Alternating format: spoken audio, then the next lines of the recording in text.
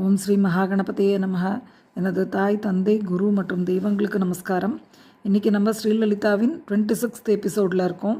பகவத்கீதையின் 8வது அத்தியாயம், அக்ஷர பிரம்ம யோகம். அக்ஷரம்னா அழிவில்லாதது, பிரம்மம்னா உயர்ந்தது, ஜீவாத்மா. ஸோ அந்த அக்ஷர பிரம்ம யோகத்தை பற்றி நம்ம அழிவில்லாத உயர்ந்த அந்த யோகத்தை பற்றி பார்க்க போகிறோம், ஜீவாத்மாவின் யோகத்தை. இதில் என்னென்னா, அக்ஷர பிரம்ம யோகம்ங்கிறத நம்மளுக்கு அடையணும்னா என்ன செய்யணும் அப்படிங்கிறது. அப்படின்னா என்ன, உயர்ந்த கதியை அடையிறது, அதாவது பரமபதத்தையே அடையிறது. அப்போ இந்த உயிர் போனதுக்கப்புறமா எப்படி இருக்கும் அப்படிங்கிறத பற்றி, ஒருத்தருடைய வாழ்க்கையை முடிச்சுட்டு கிளம்புறதை பற்றி தான் இதில் ஃபுல்லாக சொல்கிறார். இதில் பிரம்மாவோட பகல் இரவு கணக்கு என்ன, பிரம்மாவுக்கும் இந்த ரெண்டு பேருக்கும் இருக்கிற வித்தியாசம், அப்புறம் உயிர் பிரிஞ்சதுக்கப்புறமா செல்கிற ரெண்டு விதமான மார்க்கங்கள் பற்றி சொல்கிறார், வழிகளை பற்றி சொல்கிறார். அந்த ரெண்டு வழிகள்லையும் போகிறவங்க எப்படி இருப்பாங்க, ஒவ்வொருத்தருடைய வழியும் எப்படி இருக்கும், எந்த மாதிரியான உயிரிழப்பு இருந்தால் அந்த உயிர் கடவுளை போய் அடைஞ்சது அப்படின்னு நம்ம கண்டுபிடிச்சிக்கலாம்.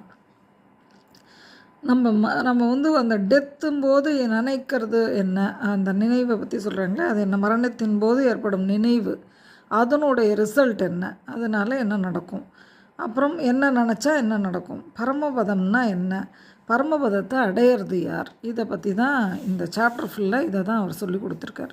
இத்தனை நாளாக நம்ம இதெல்லாம் பார்த்தோம், கடமைகள் செய்கிறது, ஞானத்தை வளர்த்துக்கிறது, விஞ்ஞான யோகத்தை பற்றி இந்த மாதிரிலாம் பார்த்தோம், கர்மங்களை பற்றி இப்படிலாம் பார்த்தோம். இப்போ இதில் பிரம்மாவின் படைப்பு சக்கரமும் பார்த்தோம் முன்னாடியே.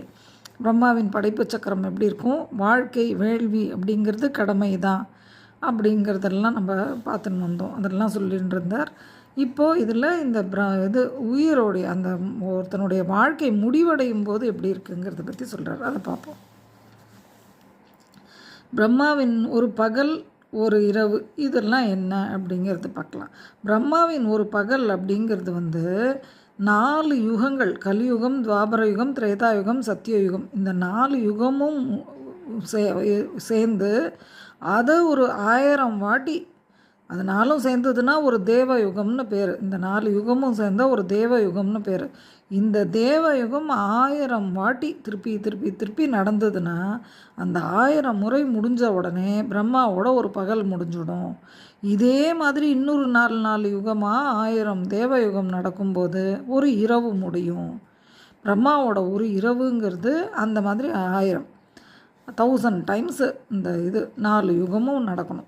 ஸோ கலியுகம் எத்தனை வருஷம் நம்ம கணக்குப்படி அப்படின்னு பார்த்தோன்னா, மனுஷனோட கணக்குப்படி 4,32,000 வருஷம் ஒரு